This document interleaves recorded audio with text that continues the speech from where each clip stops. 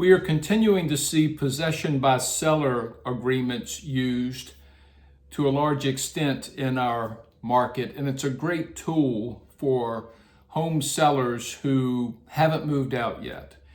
You know, it's not necessary if the seller has moved out, the house is vacant, or it's been staged. The seller won't need to keep possession of it beyond closing. But if the seller still lives in the house, and even if they know where they're going, a possession by seller agreement can be just a great tool, because what it allows is for the house to be sold, the buyer buys it, the transaction is consummated, and the seller actually gets their money in hand, and then they move out. And it might be 1 week after closing, it might be a month, 2 months, whatever gets negotiated between buyer and seller. But one of the beautiful things about it is the seller can move knowing that it's a done deal. They've got their money, and they maybe had to pay the buyer a little bit of rent to stay a week or two or a month or two.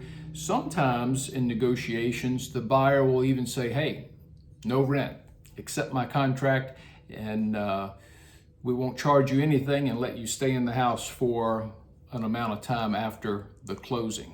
So it can give a seller a great deal of confidence. Otherwise, if possession's the day of closing and the seller is hustling and they get all their things out the day before closing and it's on a truck, or maybe they've even moved it somewhere else, what any seller has to realize is that it ain't over till it's over.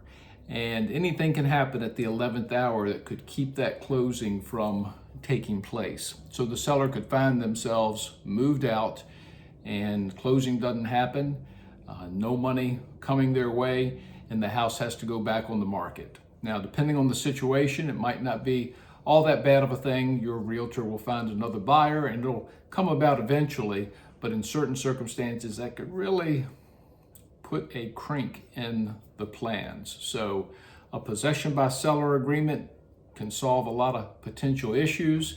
And if you're selling your house, ask your realtor about it. I'm sure he or she can tell you more.